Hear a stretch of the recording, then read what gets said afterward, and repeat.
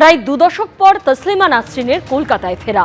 রবীন্দ্র সদনের অনুষ্ঠানে কবি জয় গোস্বামী মঞ্চের দিকে এগোতেই উত্তেজনা, হইচই দর্শকদের একাংশে।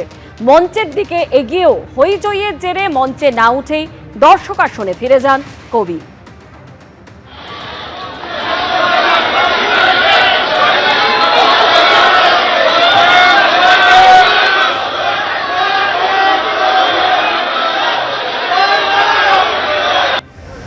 ঘটনার জেরে মঞ্চে বলতে উঠে থমকে যান তসলিমা নাসরিন।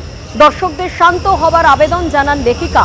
পরে পরিস্থিতি শান্ত হলে বক্তব্য শুরু করেন বাংলাদেশের নির্বাসিত লেখিকা।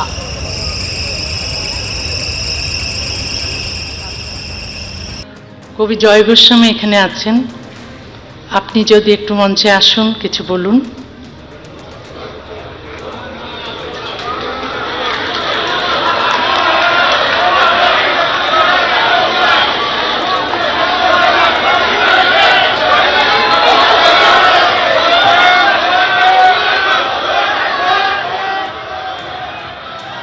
আমি মনে করি যে অতিথি দেবো ভব, তিনি যেটা বলেছেন তার অভিলাষ অন্তত এক লাইন বলতে দিলে কোনো মহাভারত অশুদ্ধ হতো না।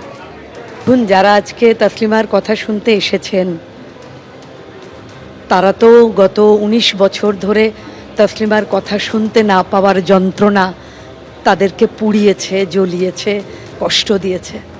তাই সেই সরকারের আমলের তোষণকারী কিছু মানুষ হয়তো মঞ্চে মানতে চাইছিল না, কারণ যারা তসলিমাকে কথা বলতে দেননি তাদেরই একজন কেন মঞ্চে আসবেন, তাই হয়তো তারা প্রতিবাদ করেছেন।